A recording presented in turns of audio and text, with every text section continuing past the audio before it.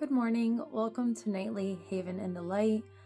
This is just a little message that was kind of weighing on my heart, and maybe it's weighing on your heart too. I'm not a pastor. I didn't go to school. It's just my uneducated opinion. Always take it back to the Bible and take it to God and pray on it and see if it speaks to you. So, when we hear Jesus' words, if someone slaps you on the right cheek, turn to them the other also.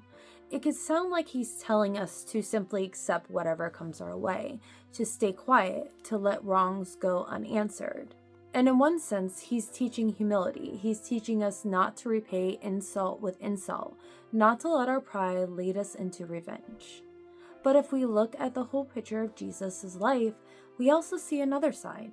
The same Jesus who told us to forgive was not afraid to confront corruption, to speak the truth that offended, and to stand boldly against injustice. So the question is, how do we hold both?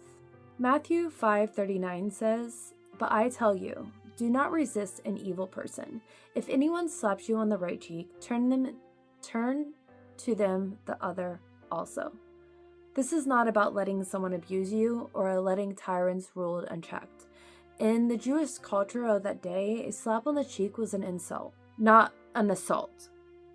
It was about honor, dignity, and pride. Jesus was saying, don't retaliate when your pride gets bruised. Don't answer insult with insult.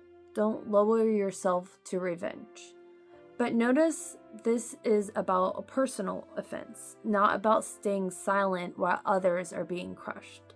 Now, if you fast forward a few chapters in Matthew 21:12-13, Jesus entered the temple courts and drove out all who were buying and selling there. He overturned the tables of the money changers. It is written, he said, "My house will be called a house of prayer, but you are making it a den of robbers." Can you imagine that scene? The Son of God with righteous anger flipping tables, scattering coins, standing in defense of his Father's house.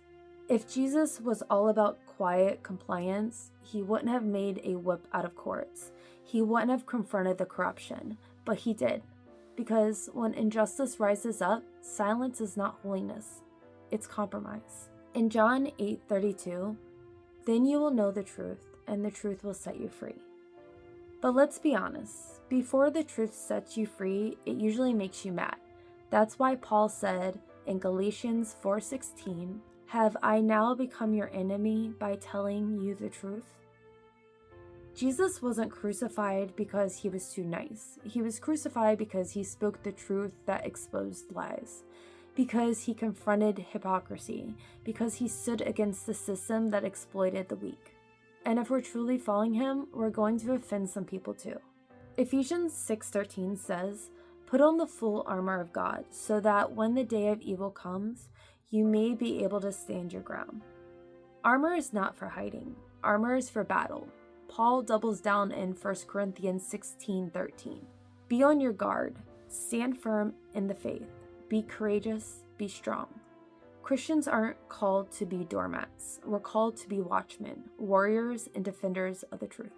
Proverbs 31:8-9 says, "Speak up for those who cannot speak for themselves, for the rights of all who are destitute. Speak up and judge fairly. Defend the rights of the poor and the needy." And Isaiah 1:17 commands us, "Learn to do right, seek justice, defend the oppressed, take up the cause of the fatherless, plead the case of the widow."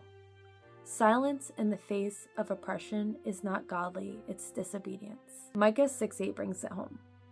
What does the Lord require of you? To act justly, to love mercy, and to walk humbly with your God. Notice the order. Act, love, walk. Faith isn't just belief, it's action. So which is it?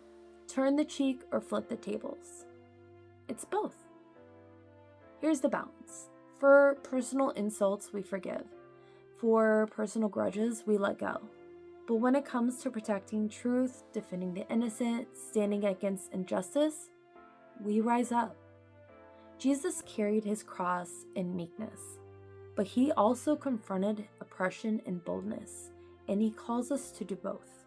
So the next time someone says, "Aren't Christians supposed to just turn the other cheek?" Tell them, yes, when it's about me and my pride. But when it's about truth, freedom, justice, and the lives of others, then I will stand, I will speak, and I will not stay silent. Because Jesus didn't just die quietly, he lived boldly. He lived in truth, and so should we. Have a good day, guys.